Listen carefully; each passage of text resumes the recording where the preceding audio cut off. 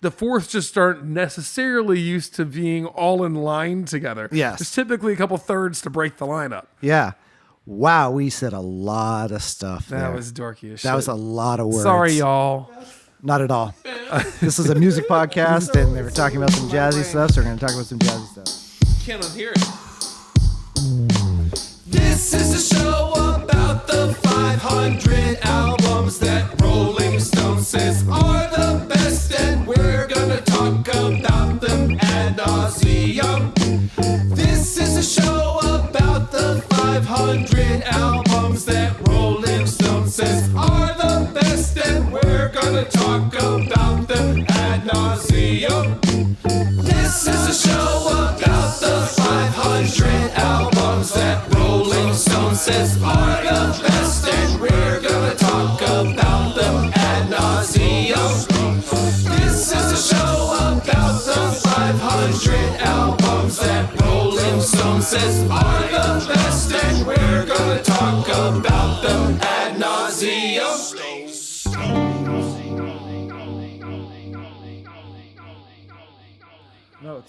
Welcome to the Backwards Beats podcast. I'm Carl Carter Fansteel. I'm Dan Woodard. And we are here to talk all about the 500 greatest albums of all time according to Rolling Stone magazine's publication presented in 2023. That's correct. Except tonight we're only speaking about one of those albums. Just one of them. We will not be covering 500 albums tonight. Negative. We've only chipped away at about 10% of the list so far. But you know, we're moving. We're still in the game. Yep. Which I feel like if you had those kind of like poly market betting schemes now, we could have won some money betting on ourselves. Yeah, We've we could. outlasted, you know, and so I'm pretty proud of that. Yeah, and to be clear, we're closer. We're closer to 11% now. Hey, let's go. I feel like I'm watching an MP3 download in 1997. That's right. Got my Napster going. That's right. What was your first Napster download? Do you know? Yeah, I know. It was Tom Green's Bum Bum song, followed by Genie in a Bottle. Wow. Yeah, didn't see that coming, huh? I did not. I was also like 13. Okay. I was a couple years older. Mine was Changes by David Bowie. And because I didn't have that album. And I'm ashamed to say Break Stuff by Limp Bizkit. Hey, there you go. I'm not a Limp Bizkit fan, but that song.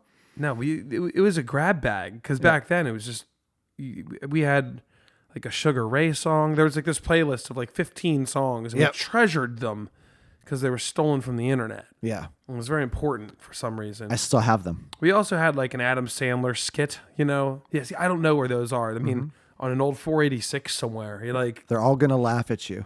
yeah. Was that the album? No, this was the GOAT. Oh, yes, that was on the album. I got a snake, man. Who's that one? Toll Booth Willie. Toll Booth Willie was good, man. Yeah. Oh, you're fucking with me. I'll put the explicit button on this one already. It took me 4 seconds. That's right. So this album that we're talking about is by the artist Alice Coltrane. Yeah. The album is called Journey in Satchidananda. He didn't make that up. I did not. Satchidananda, who was her spiritual leader.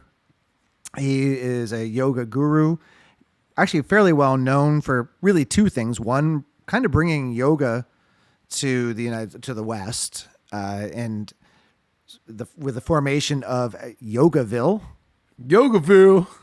That's where Tupac's from. Yep. It's like the Englewood. Yeah, I think so. Which is in Virginia. So he basically took some of the 6 main forms of yoga, put them together into this integral yoga practice, and was here for a very long time to deal with that. He's also known for doing the opening speech at Woodstock. Which is pretty cool. Yeah, so as Woodstock was like flooding with more and more people, the organizers were like, oh, they're getting a little bit rowdy. And they literally flew him in kind of at the last minute. He comes in on a helicopter and then walks up on stage and just sits lotus pose and is just like, it's a kind of a cool speech. He's like, you know, America is great at so many things, you know, especially in the material world. Now it's time to lead us in the spiritual world, and I believe in this because of music and yada yada yada, and just like open the thing. It's kind of a cool thing. This is why I shouldn't be a concert promoter, because you know what I would have done? Flown in Limp Bizkit, played break stuff. Dun. Just one of those days. And then it would be that whole documentary over and over again. Yeah, were they at Woodstock '99? That's the one. Yeah, that's the crappy one. Yeah, That's the one, and it was that song. yep. We're talking about the OG Woodstock. Yes. This album, where does it rank on Rolling Stone's publication? 446. Okay, so she overcame some other artists, including Paul McCartney. Yes. How about that? Yeah, she's what, like 3 better? According to this publication, I'm sure we'll see Sir Paul many more times. I think we will. Yeah. This album is a surprising 37 minutes and 15 seconds for 5 songs. 5 songs. 5 whole songs. Yes. Most of that time bounty goes to the B-side of the album, which is over 20 minutes between 2 songs, a 9:40 and a 11.5 minute live track. Yeah, the album is split songs 1, 2, 3, side A, 4 and 5 on side B. That's right. Any background on this album? Nope. Great. Just happened. It's just right there. There it was. Love it. No context, nothing. It's so weird. Love when that happens. Yeah. So this is Alice Coltrane, formerly Alice McLeod, born in 1937 in Detroit, raised in a musical family. Her mother was a choir director and influenced her early piano playing. So Alice on this album plays piano and harp. This album is a jazz album. Jazz adjacent. Yep. So not a lot of jazz harp. But she did study classical music and later jazz, moved to Paris in the early 1960s, performed with other like expatriate jazz musicians. She did marry this other gentleman in 1965 by the name of John Coltrane. That's where she acquired that name from. She fell in supreme love. It was a love supreme. I do not know if there's any relation. To what? A love supreme and their relationship. Oh, yeah. Who knows? I mean, if you look at the way this album has been interpreted and how I kind of interpret it too, is it's heavily spiritual. Yeah. And if you look at it's specifically a love supreme, Mr. Coltrane's works, there's something incredibly spiritual about that album as well. So maybe there was a parallel, not only between their relationship, but maybe some influence. Yep. Yeah. And she ended up collaborating with him. She became a pianist, replacing McCoy Tyner, which is some big shoes to fill. Yeah. Suck it, McCoy. Okay. Then she... yeah. She later transitioned to harp after John Coltrane's death in 1967. So they were only married for a couple of years. And she developed her signature spiritual jazz sound, which is, I think that's a good way to frame this album. Yeah, I agree. She was deeply influenced by Eastern philosophy, particularly Hinduism, hence the Swami we just mentioned. And she actually became a spiritual leader. And I'm not even going to try to pretend to say her name. It's way too many letters that I cannot stitch together to make sounds, but it begins with a T. Heard. Yep. I try to say a lot of things on here. I'm not going to try to say that one. So she had a couple of albums before. This is not her first album. I think this is her 4th album. And I mentioned she collaborated with John Coltrane on albums like Expression and Stellar Regions, which was a posthumous release for John Coltrane. And she was seen a central figure in sort of a spiritual and avant-garde. I don't know how avant-garde I would call this, but I think the avant-garde designation is coming from the fact that there's not a lot of folks doing what she's doing here. right. You're not getting a lot of jazz harp over sitar and swirling bells sounds, Yeah. probably at the time. Yeah. And it's not even a sitar, it's actually a tamboura to be not to tamboura, well yes. actually you. Yeah. I don't care. Yeah. But they're friends. Tamboura and sitar are friends. The recording of this album came in 1970 at RCA Studios in New York City. New York City. And features Pharoah Sanders on tenor saxophone and soprano saxophone, and Cecil McBee on bass, as well as another bass player that we'll talk about in a moment, Rashid Ali on drums, and Tulsi Reynolds on tambura. Very good. Yep. And also the uru. Oh, yeah. I know what the uru is. Yeah. Okay, very good. Yep. And Alice plays harp and piano. Harp is a pretty dominant fixture on this album, as is the tambura for many songs. And so talking about the tambura versus the sitar, tambura is like a simplified sitar made out of a gourd. Wonderful. Essentially. It's a 4-string instrument, not usually used melodically, usually used as a drone. Also not 8 feet long. Right. It's more like 4 feet long. There you go. Yeah. So when you hear the background sort of buzzing sound on this, that's the tambura that's present. Yeah, I mean, a lot of the soundscape happens to be, that tambura add a moving bass line, and then everything else becomes swirly in the air. Yeah. This album was released in 1971 on Impulse Records. It kind of came in this sort of spiritual jazz exploration, like the 70s. You have like the hippie movement and stuff like that. And I don't know, I didn't find direct correlation here, but obviously with Eastern philosophy, the Beatles had a bit of a say there when they did their India trip, and they brought a lot of Eastern stuff over. I don't know how much that contributed to this whole jazz ecosystem, because they weren't bringing jazz when the Beatles were adding their Indian flair to their songs. Yes. But I'm just curious. I don't know if that helped. Obviously, Satchidananda was a big player there, fairly influential, and probably him also being the figurehead at the beginning of Woodstock didn't hurt. The resurgence of that album did not really achieve any major success. Posthumously, initially was fairly mixed to positive. Posthumously, people have come back and said, "Oh, this is great." Had some influences on bands like Radiohead and other, and you can kind of see a little bit there if you unfocus your eyes where they might have gotten that from. Okay. They don't do a lot of tambura playing on their albums, nor a lot of harp. But. No, I mean, but there's plenty of genres that does touch. I mean, you listen to some of the tunes on here. I fight myself to figure it out if like Thievery Corporation sampled this. Stuff like that. Yep. This album's been reissued many times in the 2000 and 2020s. Now it's made it onto this essential list of jazz avant-garde albums. I feel like there's far more avant-garde music than this, but this is not your everyday listen. No, like Avicii Cohen. Right. Yeah, exactly. And this was her turning point musically, where she started going more towards this devotional, meditative music. So, actually, in my note here, a lot of people consider this like the gateway album to avant-garde. Okay. And I'll buy that then. That's fine. Yeah. Like, we've seen time and time again albums that might not strike us as monumental because we've gotten to see past that bolder, but we weren't necessarily there open-eared for the delivery of it. Right. So, we know what we know.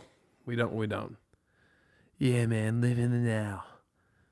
Right. Yeah. Anything else? No, let's go touch our sacral chakra. Wash my hands after this break. Okay. Hey, man. Tuna, hey, can I bum a smoke?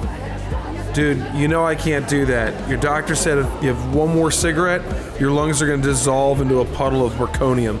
Dude, that ain't no problem no more. Check this. What the fuck is strapped to your chest? It's this thing. It's like this new product for smokers who refuse to quit. It's called Extraordinaire. It's basically some other dude's lungs that I can wear like a European carry-on. What? Where did you find this, man? I won it off my friend Clyde after he bet me at this underground Filipino ladyboy Muay Thai match. Holy shit, is that legal? Yeah, man, ladyboys are frickin' everywhere. No, your lungs, dumbass. Oh, I don't know. But what I do know is this. All I gotta do is keep them moist with a mixture of cod liver oil and white pepper. Gross. So, like, there's this tube they stick in my throat and one in my diaphragm. And now all I gotta do is flip this here switch, and now I get to smoke through someone else's lungs. That's actually amazing. How do I get some? Because I don't want my lungs to look like Lindsey Graham's little ladybugs. I don't know, but I think Clyde got his hands on the organ donor list from this kid he met on RuneScape. I think his screen name was Big Sack or something. No, Big Balls. Oh, hey man, they're calling my name. I gotta get up on stage and sing another number. Wait, I want to learn more. Just text Ramos to 69420. That's 69420. And just text Ramos to that number. You'll be all set. All right, break a leg or a lung. Yeah.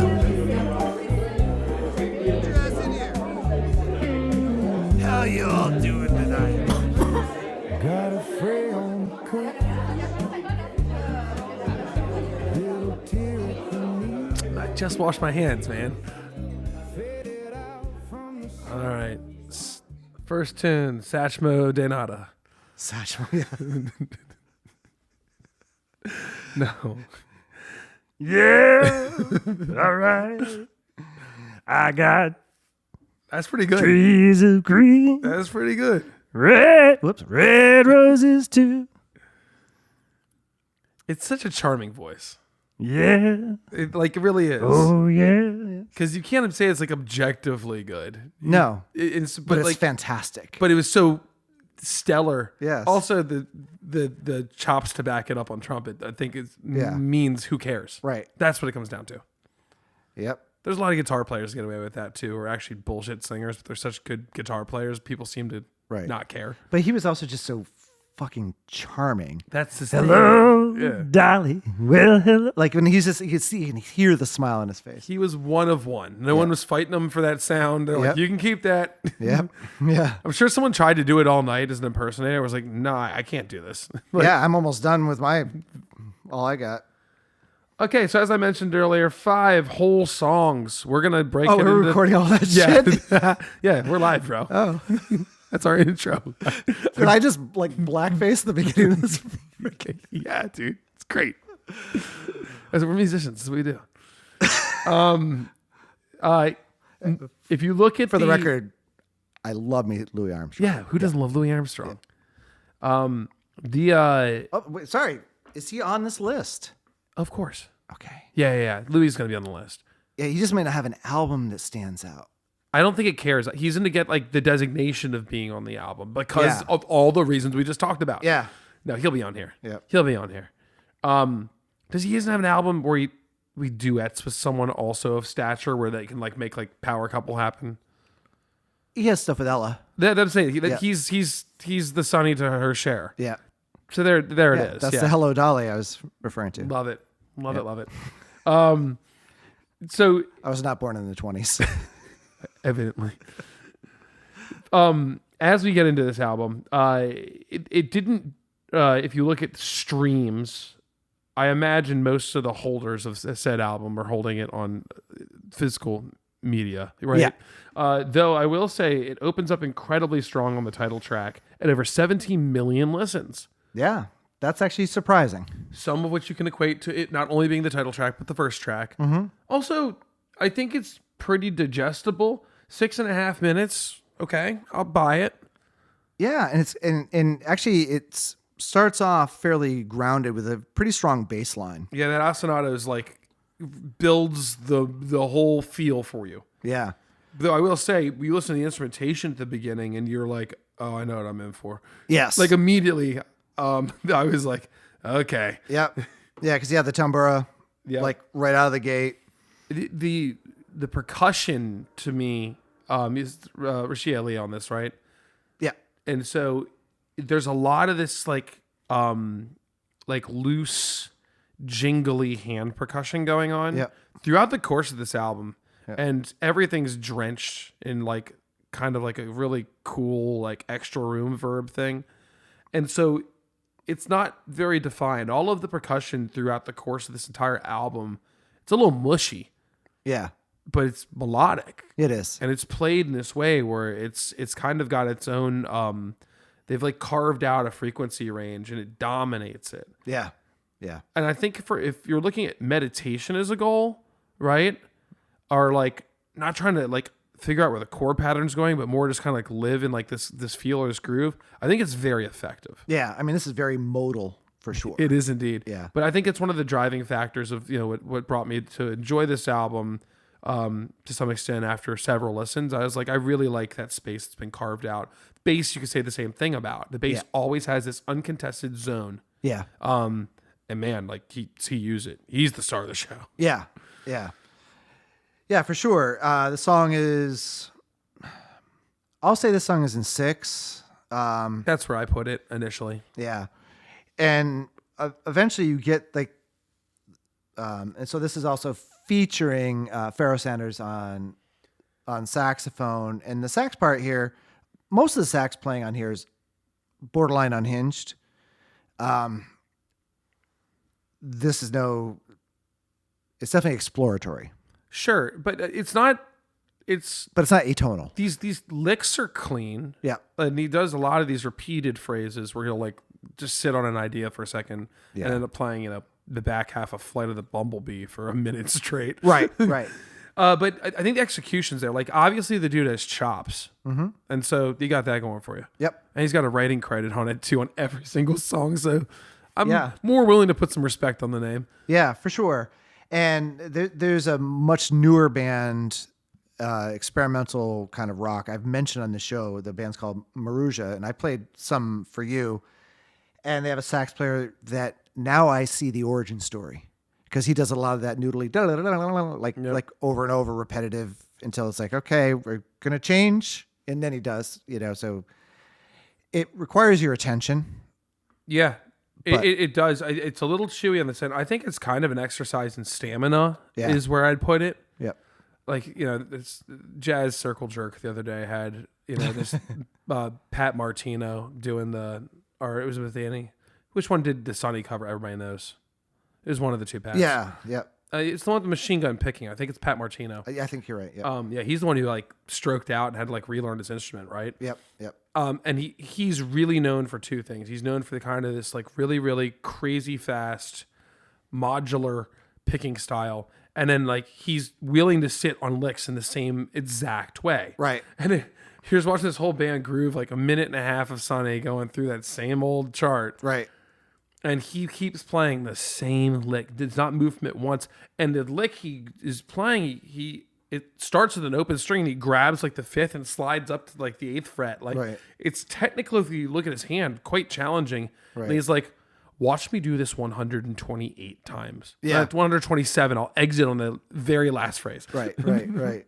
Yeah. And so I think there's something to be said about it. Is it the most pleasant thing for the ear? Maybe not. No, but I think the intent here, is to just feel the space. This is definitely a much more meditative experiment. And if you think about it, the same way you can like disassociate from a word. Yeah. You say like beef like 600 times, and all of a sudden you're like, ah, Right. Yeah. And now you're like in an existential crisis.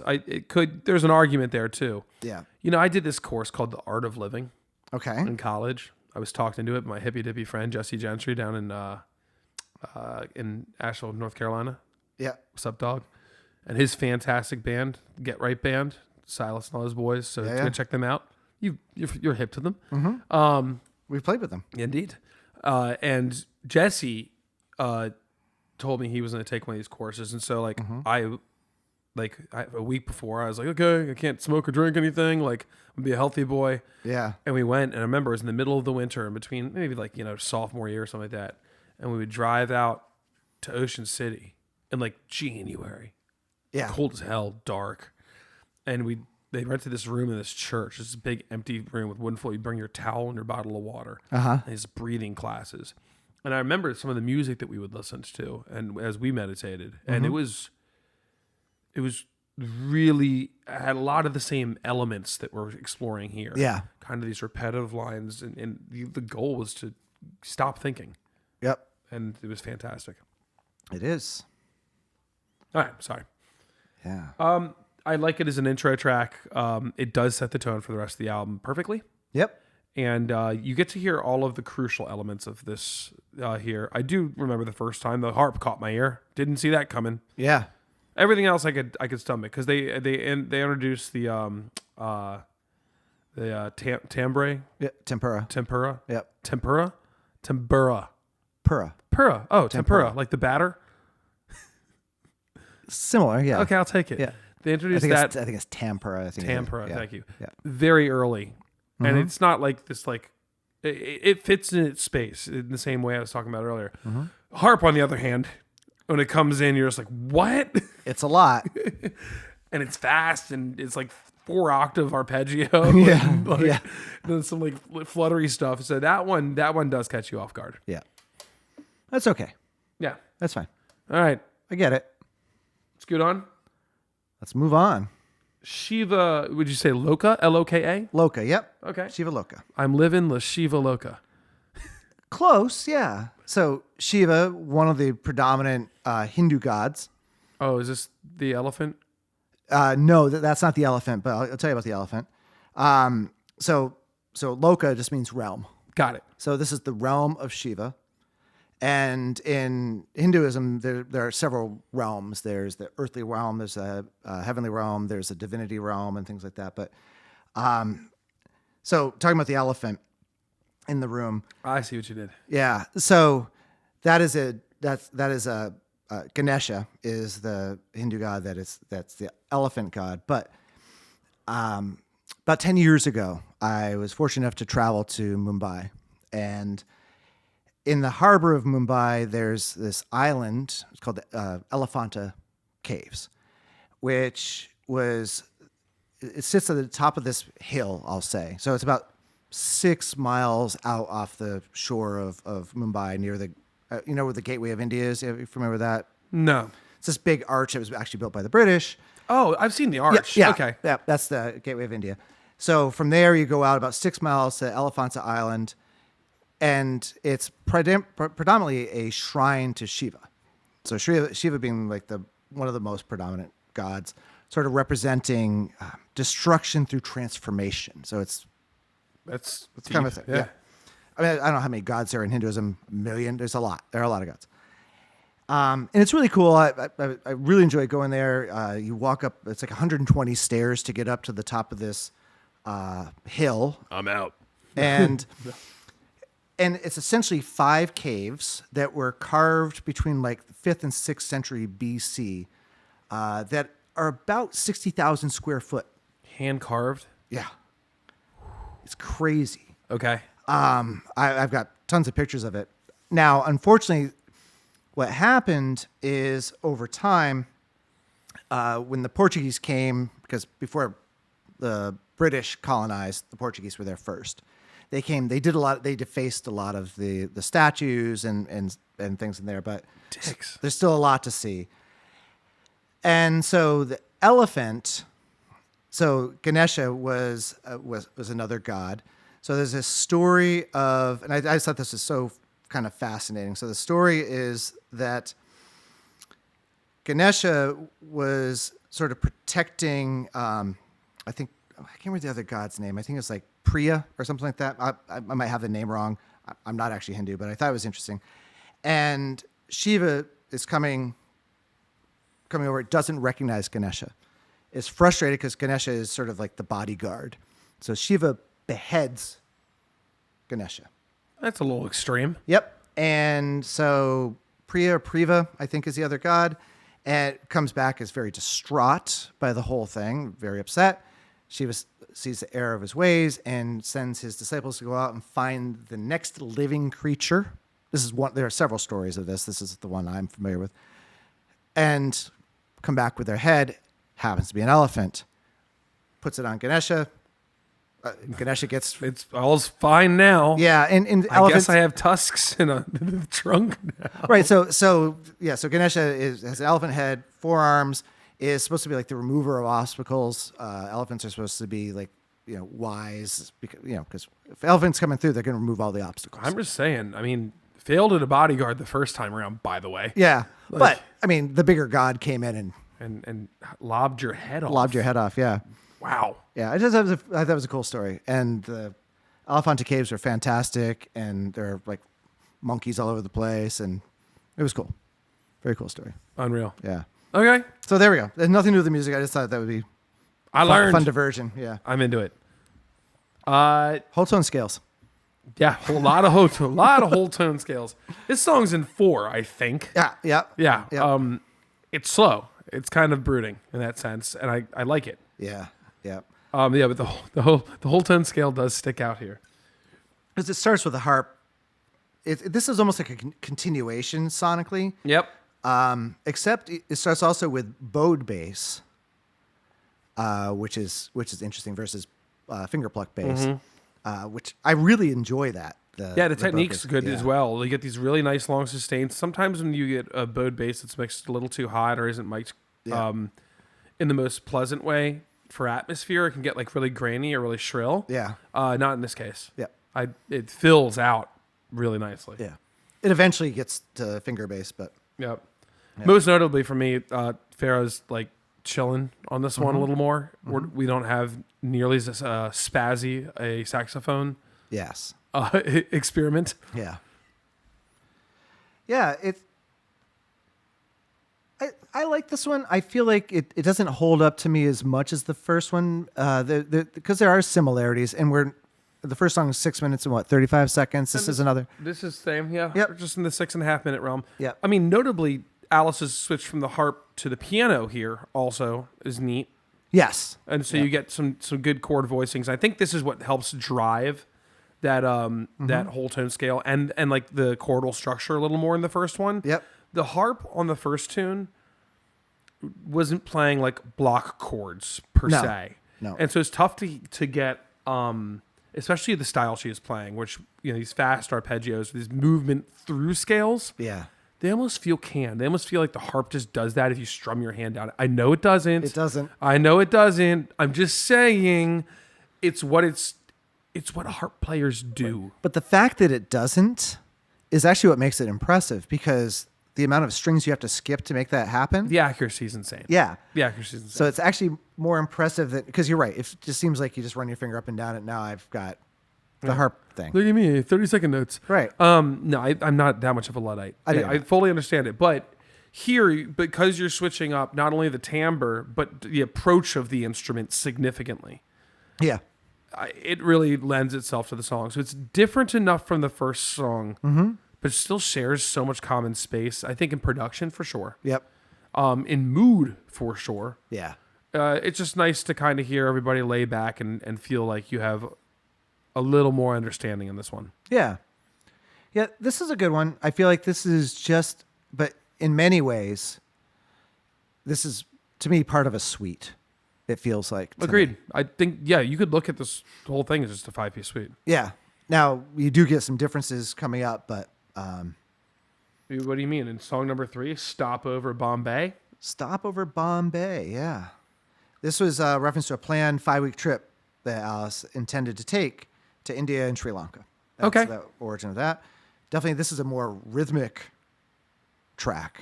Yeah, agreed. Does this song feel a little bit like an interlude to you?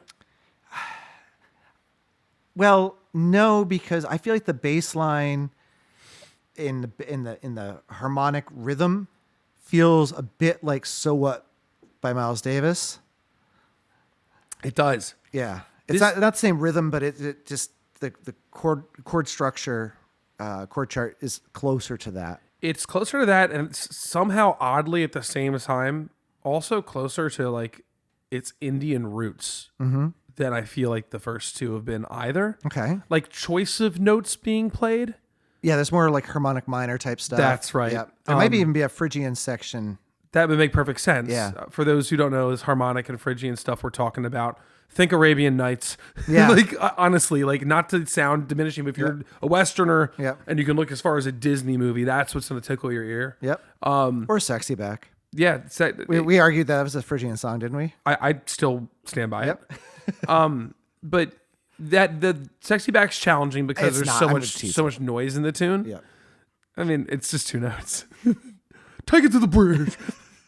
I like this song quite a bit. Me too. I think it's my favorite one on the album. It's my favorite song on the album as well. And I will say the duration is under half. It's about 3 minutes. Yeah. So it's about half. But it feels properly jazzy. If you're going to try and sell me that this album is avant-garde jazz, start here.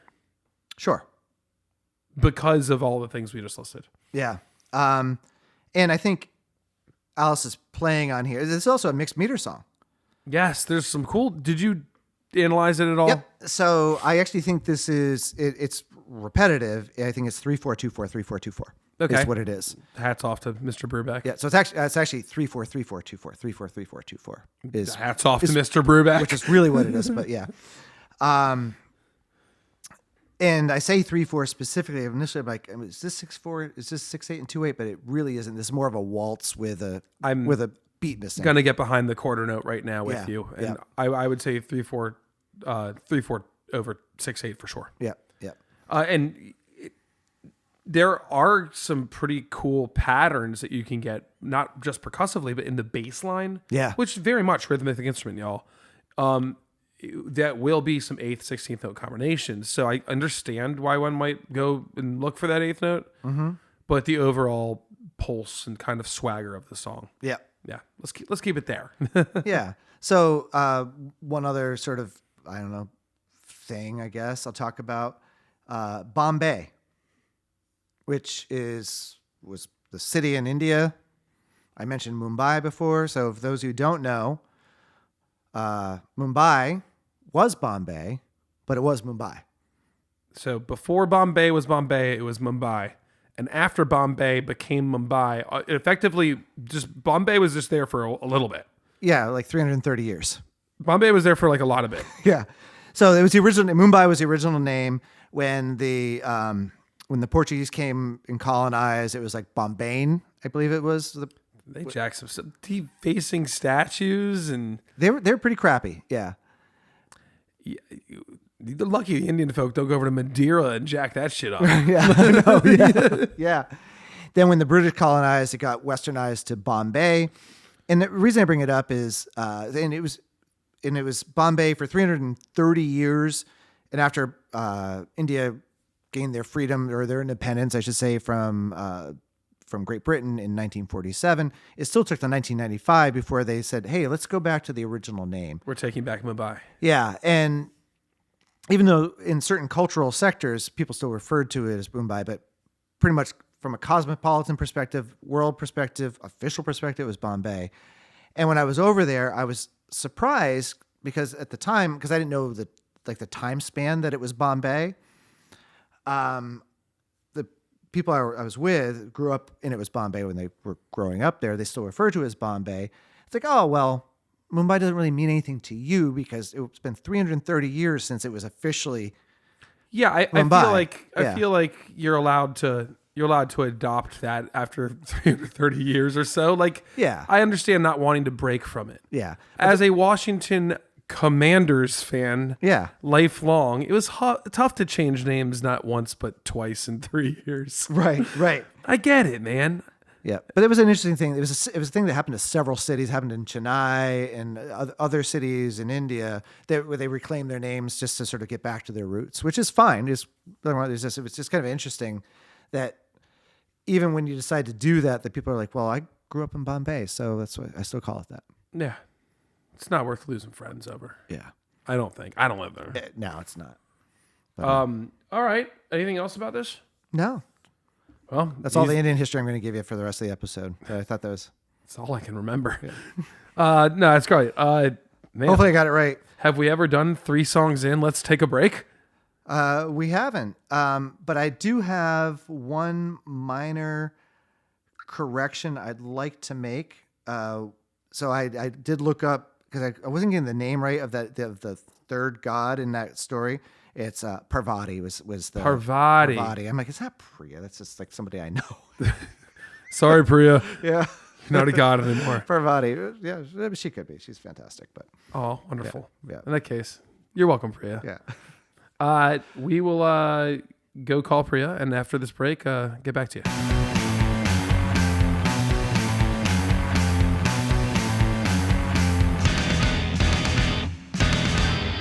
This week in music. This is your Backwards Beats Week in Music throwback to February 1971. Starting off with album releases, a 28-year-old Carole King, previously known primarily as the hit songwriter for Alden Music Stable, released her second solo album, Tapestry. Early industry reports suggested the record marks a definitive shift towards the singer-songwriter movement, featuring King's own versions of Will You Love Me Tomorrow and You Make Me Feel Like a Natural Woman. Producers Lou Alder and King have opted for a minimalist, intimate production style, moving away from the Brill-building wall of sound. In a sharp departure from the prevailing pop trends, Barbra Streisand released Stony End. The album finds the traditional pop vocalist attempting to bridge the gap into contemporary rock and soul, covering material by Joni Mitchell, Randy Newman, and Laura Nyro. Initial critical responses noted the record as a calculated effort to modernize her image and sound for a younger demographic. In the jazz world, Miles Davis released a tribute to Jack Johnson, a record composed of 2 sidelong tracks titled Right Off and Yesternow. Culled from sessions involving guitarist John McLaughlin and drummer Billy Cobham, the album marks a definitive lean into heavy guitar-driven jazz rock. While Columbia Records appears to be focusing its current marketing efforts on pop-oriented acts, Davis continues to push farther away from his acoustic roots, incorporating funk-inflected rhythms and nods to the aesthetics of James Brown and Sly Stone. In other music news of the day, the Royal Albert Hall canceled a scheduled performance by Frank Zappa and the Mothers of Invention alongside the Royal Philharmonic Orchestra, citing that the intent of the musical score for the film 200 Motels as obscene. Despite 5,000 tickets sold and Zappa's offer to modify the libretto, the venue maintained its ban.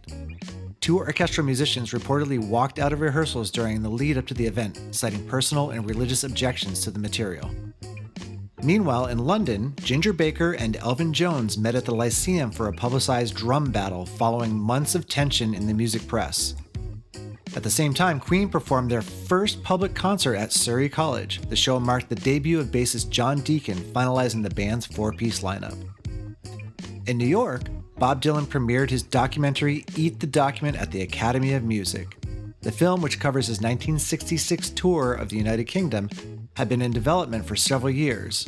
Over on the West Coast, Davy Jones announced his departure from the Monkees, effectively ending the group's current era. And finally, following a performance at the Roundhouse in London, Mick Jagger issued a formal statement regarding the quality of the silk drapes in his dressing room. Jagger was very vocal in the moment and said the following while gesturing toward the window treatments. I can't get no satisfaction with these fucking things. The situation reportedly escalated when Keith Richards was discovered in the corner of the room attempting to boil a section of the fabric over a sterno stove. Richard claimed that the chemical dyes used in the low-grade weave could get you really frickin' high when inhaled. Tour management has since added a clause to the band's 1971 technical rider mandating that all backstage upholstery be high-quality mulberry silk to ensure Jagger's comfort and to prevent Richards from attempting to ingest the furniture. This has been your Backwards Beats Week in Music for February 1971. And don't forget to salt your melons.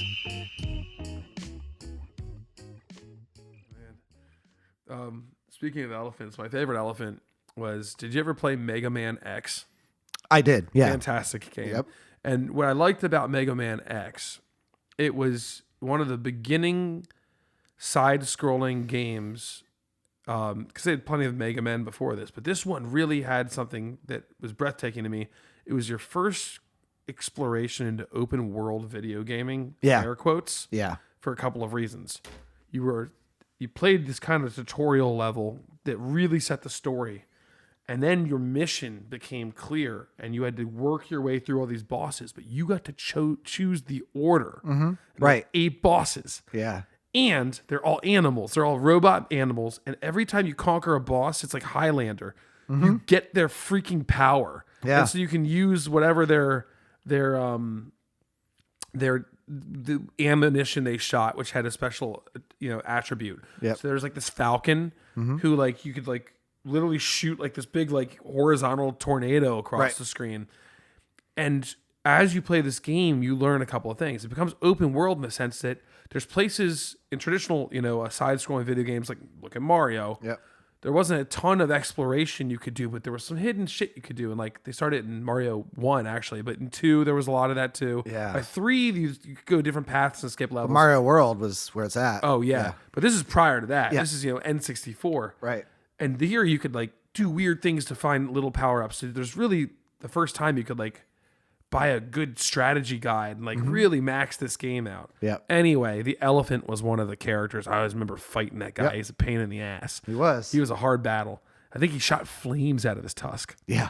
Man, he was cool. You know what's interesting about side scrollers here is for a number of years when my kids were in elementary school, I would go to the elementary school and I would teach programming to the kids. And we used this tool. It was called Scratch, which came out of MIT, which is like this drag and drop. Yeah, it was exactly like that. It's this drag and drop programming thing. So you don't have to worry about being able to type or anything like that, but you still have to do all the logic. And every class, we would build a video game. That's what we would Way build. to keep their attention. Yeah, right. And so what I would do is I'd collect the assets for them and we'd build the games. And sometimes we did Frogger, we did Donkey Kong. Then we had to do Flappy Bird, which is a side scroller. And what was fun about that one is parallax. So you're familiar with the concept of parallax, when you're driving down a road. I've taken it once or twice. No, sorry. Yeah. So when you're driving down the road, for example, when you look down at the highway, it's going super fast. When you look at the moon, it's not moving, right? So you have different depths and different things move at different speeds. So Flappy Bird has a lot of parallax in it because the obstacles are going at one speed, the background's going another speed, the clouds are going another speed, and you have to program all that so they all go at the alternate speeds. And that was always a fun programming challenge for the kids. So That's really cool. yeah. Man, I love the old school video games. Yep. I love the new school ones too. Yeah. All You right. know what? Yeah, I think there's just something about John Coltrane. there is. She married him. She did. She definitely saw Coltrane naked. How about that? Likely. Very likely. Isn't that crazy? Yeah. She's one of few people who saw John Coltrane naked. Yes, I have not. She needs to put that on her resume. Well, she's passed. Someone needs to put that on her resume. Seen John Coltrane naked. Yeah. Yeah, amazing. What a great song title. And it's a long boy though. It's almost 10 minutes long. 9:40. Doesn't necessarily feel like it. No, it doesn't. It doesn't. I enjoy this one. I think that there's a lot more harmonic information going along from Alice Coltrane. What I like about it is I think, well, obviously there's a lot of like references to John's music. There's Indeed. a little bit of sax stylings that are coming in that may be a little Love Supreme-ish. I looked back to see if it was Coltrane playing on it. Mm-hmm. Alas, Yep. 'twas not. It was not. He was no longer with us at Yes. this point. But what's interesting to me harmonically is she isn't doing this all over the place, but voicing wise, she's doing these chordal voicings a la Bill Evans. When I mean chordal voicings, what Bill Evans is well known for is stacking chords in fourths. Mm-hmm. Normally chords are in thirds, so it'd be like C and F and then B flat, and he would stack them in fourths and then add a third on top. Yep. It's literally like icing on the cake. Yep. And what's interesting about chordal voicings is in modal music. So what's interesting when you say something's modal, everything's technically modal because mode just means scale, but It used to be Bombay. it did used to be Bombay. Istanbul was Constantinople. And so what's interesting about chordal voicings is they're really fun to play on the piano because they're very modular. You can move them around and make some really interesting sounds with them. And yeah, and there's the brilliant part of it sometimes, especially if you're just learning it, or you're not well rehearsed. Me. Yep. Is kind of locking your hands in one position and then being able to explore and enjoy the can make combinations music, you come up with. Yes. Yeah. Like if you're learning guitar, you teach someone how to play like satisfaction or something like a 1-string melody on day one so they can like Achieve. something. That's one thing you could do with voicings and fourths. I think easier than voicings and thirds. I feel like your hands fit that space better. Well, if you're going to go for like a traditional Ionian sound too, or just a lot of like the chords that you kind of are teaching in like a level 1 scenario, Yep.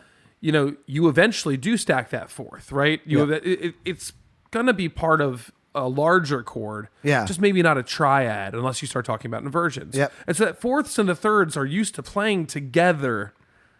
The fourths just aren't necessarily used to being all in line together. Yes. There's typically a couple thirds to break the line up. Yeah.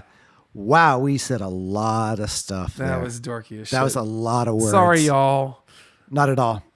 This is a music podcast, and they were talking about some jazzy stuff, so we're going to talk about some jazzy stuff. Speaking of jazzy stuff, this is actually the most jazzy tasting song on the album, in my opinion. Yep. If you were to look at kind of the stylings of each person's playing. Mm-hmm. So there's that. Yeah. And I know I made the argument on Stopover Bombay. If you want to convince me you're avant-garde jazz, go here first. Yeah. If you want to convince me that this is a jazz album, come here first. It literally has John Coltrane in the name. Yeah. But this one has the tempura coming back in. So whereas Stopover gives you a little bit of a break from that drone, this one it comes back in. It doesn't bother me at all. It's now returned. Indeed. We're on piano again. Yep. And That's so, right. Yep. Hence the divorce. Yep. And so I guess what I'm saying is there's kind of two flavors too. When the harp's playing. When the piano's playing, the piano's playing. They never. Is there a time on this album that they play over each other? That'd be really hard. That'd be impressive. Because she's playing both of them. That goes, precisely. Yeah. But furthermore, it's like a sub piano player comes in or something for a song. That's a big share of that musical space we were talking about. It is, earlier. yeah. So I think the piano lends itself to my ear as like, oh, this is jazz. Yeah. More so than the harp. Yeah. Naturally. Yeah. What I really like here is the bass player. I think it's Ron Carter on this one. No, Okay. it is not. Okay.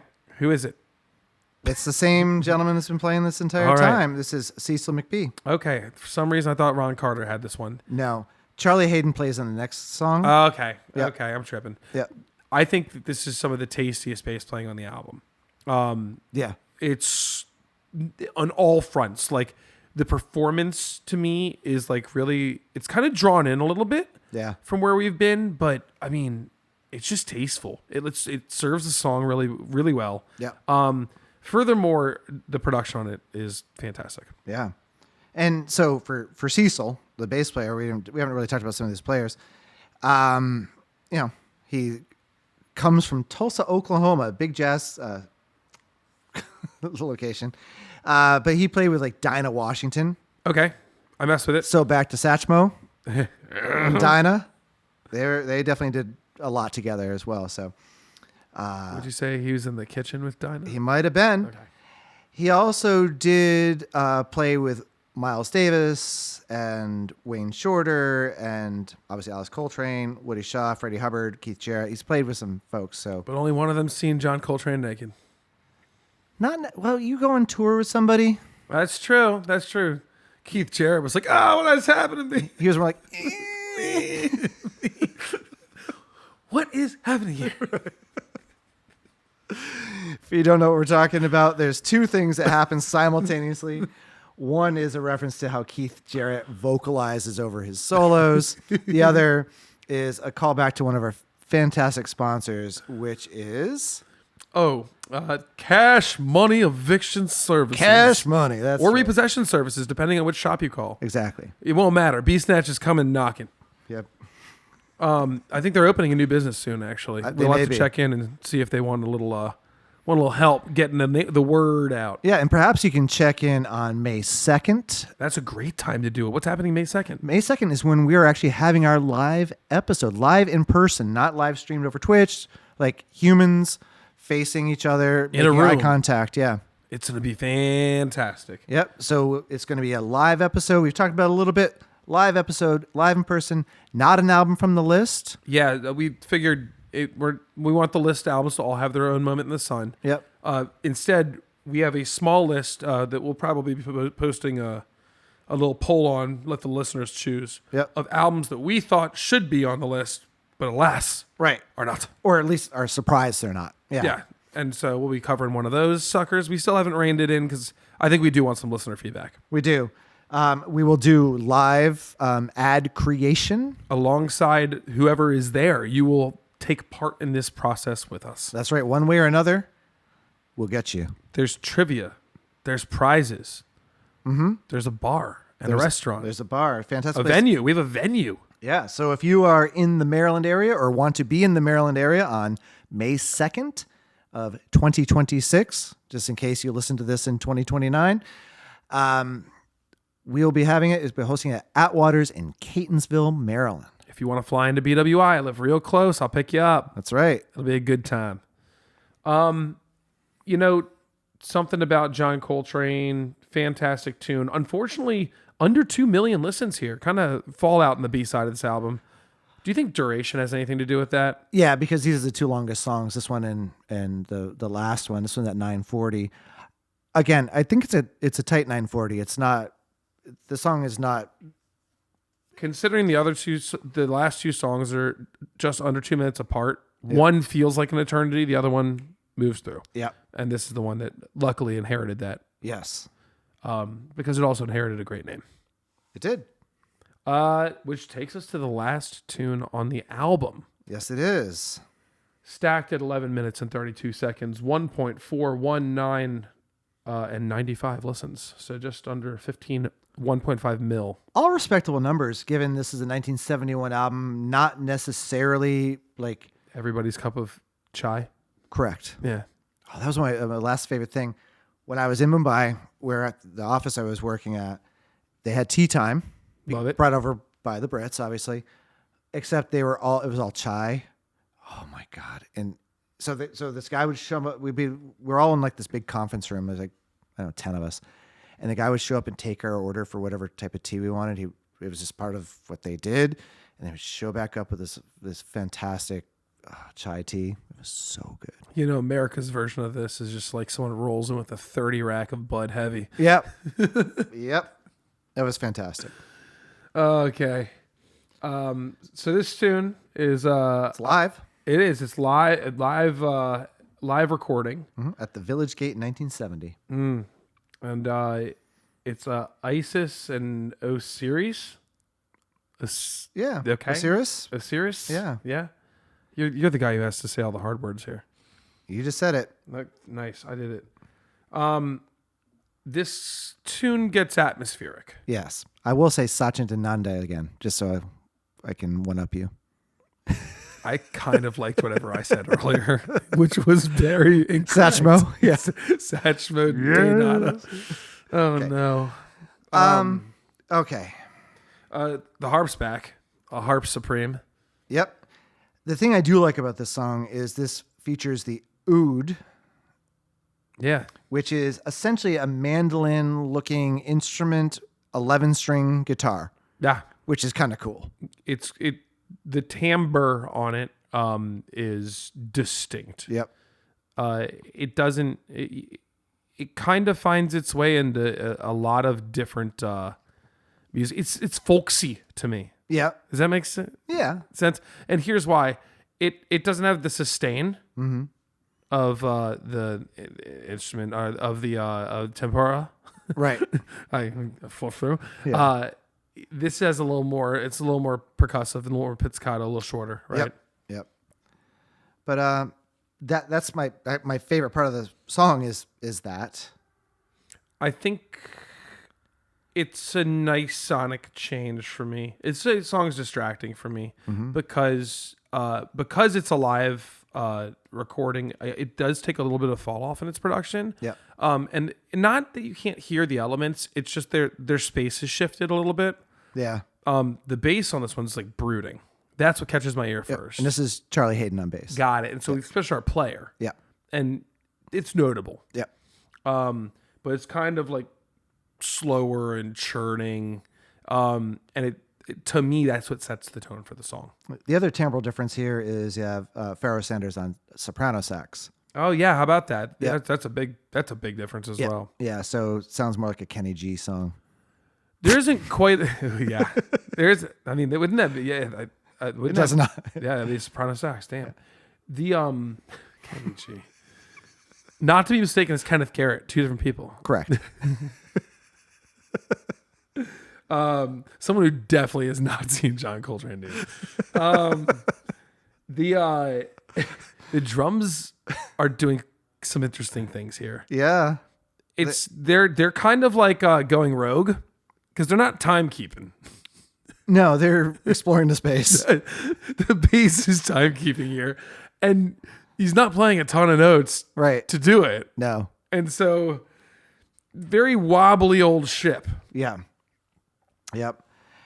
Yeah, there's a lot. There's not a lot to hang on to. No, it's clear that there's some ideas that they kind of grab onto, Yeah. but by the time you feel like it's like sand in your hand, just gonna kind of Right. spill out Yeah. and off to the next one. Yeah. But this isn't like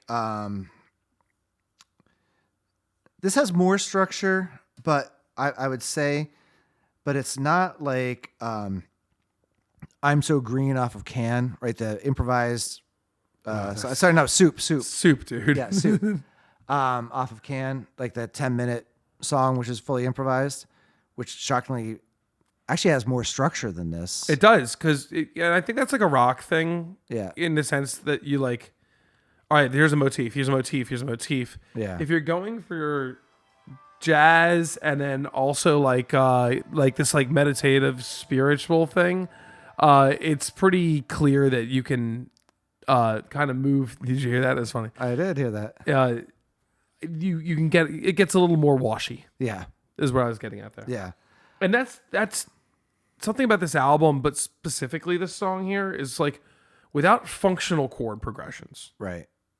or what feels like one, because even these bass lines aren't moving through a traditional progression a lot of the time. No, usually it's just An ostinato, Yeah. a repeated pattern over an idea with some cool flair on some moves, and eventually they'll move to another note choice yeah.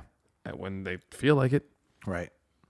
Yeah, so this song is okay. I think you might dislike it more than I do. I don't dislike this song. It's just so easy to turn off. Yeah. And I think because sonically it's not as cohesive as the other ones, because I can get down with an 11-minute song that just puts me in a mood. I feel like this song takes about 9 minutes before something happens. Yeah. And then things do start to pick up and change, and like it kind of has an ending. I think people if you're going to show off a live performance of something, it's because there's a moment or two they're probably really proud of in there. Right. I'd say those are probably backloaded. Yes, yeah, you got to wait for it. But yeah, and when we talk about, I feel like we'll certainly talk about this album eventually, but when you get into like Kind of Blue by Miles Davis, because that's a very modal album, right? It is indeed. Yeah, That was a crazy Yeah. thunder in the background. it was thunder. Lightning and the thunder. When you get into like All Blues or something like that, or even Blue and Green, those songs, those are all modal songs. And I'm only mentioning those for people who might not know what modal music is. There's a higher chance that they've heard the Kind of Blue album. Yeah, I agree. I think All Blues has hit someone's ears at some point in time. One of my favorite songs of all time. Yeah, it's fantastic. But I think there's gonna be Because that's just that's one. Boom, ba-doom, Yep, but it has some of the trappings of this.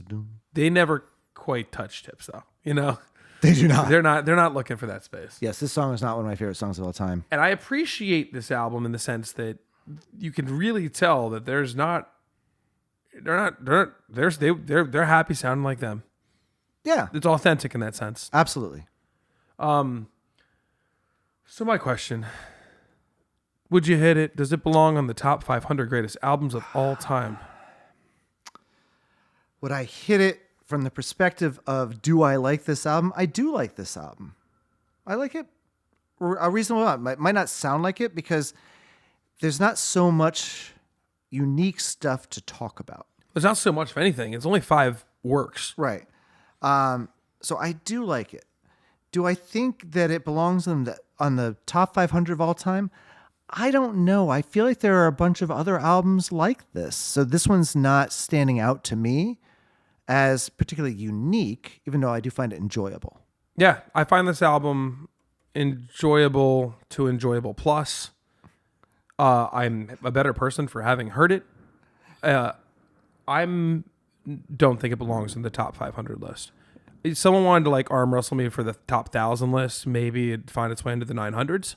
Yeah. I think there's we have to at some point in time ratchet down and talk about the fact that there's a finite amount of slots on this thing. Right. And am I going to appease everybody, or are we going to talk about the fact that there's albums that I think are better? Right. As of 2023. Right. Not since 2023. That would be unfair. Yep. I think this is a good example of Rolling Stone wanting to pay tribute to someone who deserves a nod for sure. Yeah. And bookmark their presence in time. Yep. And I appreciate that. I'm not against that. Yep. If I were making my list, would it make it? No. Yeah. So I've been meaning to ask you this all night. What is in your ears? Ah.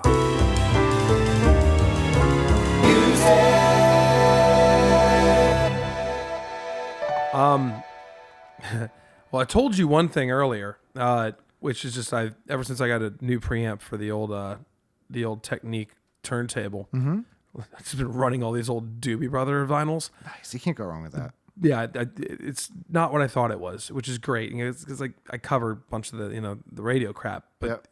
the older stuff's really gnarly. Yeah. I want to talk about house music, specifically the genre of deep house, which I was listening to this song the other day by an artist I hadn't heard of named Thomas Asselman. And it was just kind of like this nice vibe. And I was like, man, what happened to like the house scene? I fell out of it a long time ago. And Baltimore actually had a very progressive house scene that I don't know exists so much anymore, but is notable, in the nation. And it got me back into starting to look at these old sets. And the one I was able to dig up that I enjoyed the most, and I really had a nice time listening to, is a house artist. He's just such a good DJ. Fred Everything. I'm sorry. Fred Everything. Not to be mistaken with the new producer, which is what's the new guy? Fred something that everybody said. Everybody loves him. Anyway, Yeah. it's not him. This is an older artist. And I found a set that he did on this podcast that he was doing during the pandemic called the Lazy Days. And it was his final episode of his podcast. He capped it right at episode 100. And the whole podcast is just him spinning these tracks. And he told such a good story with them, and it really lifted my day, and I had the best time listening to it. So, Fred Everything, respect to you and your taste for music. That was the most enjoyable thing I put in my ears over the past week. That's nice. How about I like you? That. Mine is interesting because mine has been a little bit more researchy.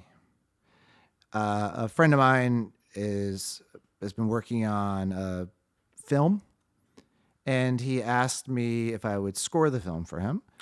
And so I was trying to get some inspiration to come with him. We haven't had so if you do film scoring, I have to phrase this because it might sound weird for those who don't know.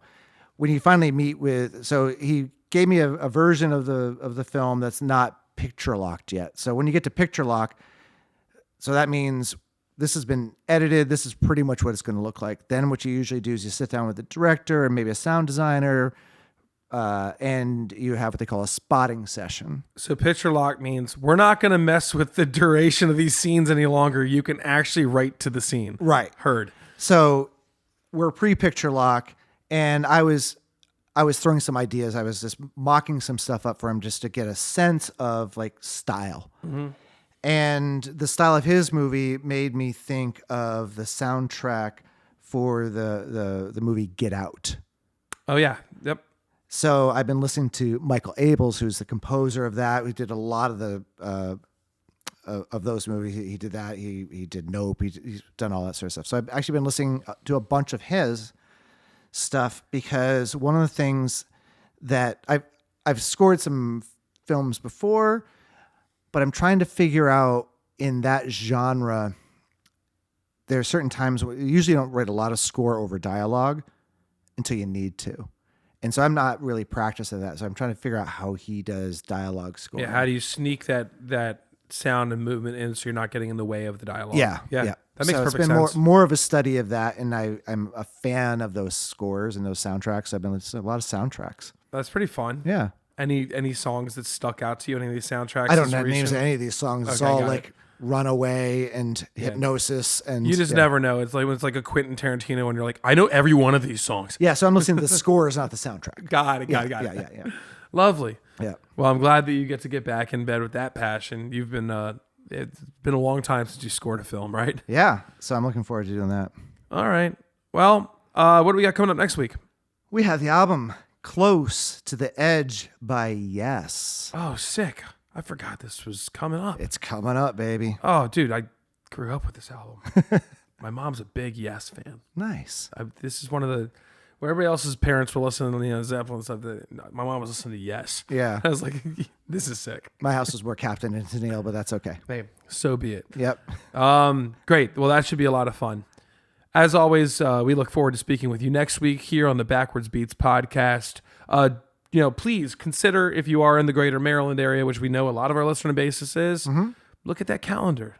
May 2nd is not terribly far away, but it's far away enough you could see what you're doing. If you can make your way just east of Baltimore City in the wonderful Music City, Maryland, Catonsville, we will be hosting our live podcast. What time are we doing that thing? 6? Yeah. 6. Yeah. Well, the show starts at 7. We encourage you to come there, enjoy. They have fantastic food at this place. Yeah, great cocktail program too. Yep. Hang around, we'll be there. And then we'll do 7 to 9 for the show. Yeah. What's their the Jam Old Fashioned? Oh, that thing kills. Yeah. With the jams that they make in house. Yep. Shout out once again to the whole staff over at Catonsville or Atwaters in Catonsville. They're fantastic. It's a great establishment. Family owned operation. They got 2 or 3 little restaurants. I think 3. Yeah. They also have a cheese cave. How cool is that? They make all their own cheese. Nice. Make all their own bread. Make all their own jams. Love that, dude. Yep. All right. The sourdough that they gave us the other night was fantastic. Yeah, that got destroyed in a day and a half. Yeah. Oh, the pizzas were good too. Yeah. The pizza pop-up. We can't say enough good things about them. Anyway, catch us online. You can catch us at Backwards Beats Podcast. Yeah. At Backwards Beat Podcast. I did it. I said the thing. All by your big boy self. Oh, look at me go. Did it. I'm Carl Carter Fansteel. I'm Dan Woodard. That was a show about Alice Coltrane's album Journey into Satchidananda. Louis Armstrong wasn't singing on this album. Yeah. Backwards Beats Podcast is a Tuna-Wood production recorded live at Thought Shack Studios in Halethorpe, Maryland. If you enjoyed the show, make sure to subscribe and leave us a review on Apple Podcasts, Spotify, or wherever you get your podcasts. You can find us at Backwards Beats Podcast on most platforms. Share the love, and we'll see you next week for another deep dive into the next album on Rolling Stone Magazine's Top 500 list. Until then, salt your melons.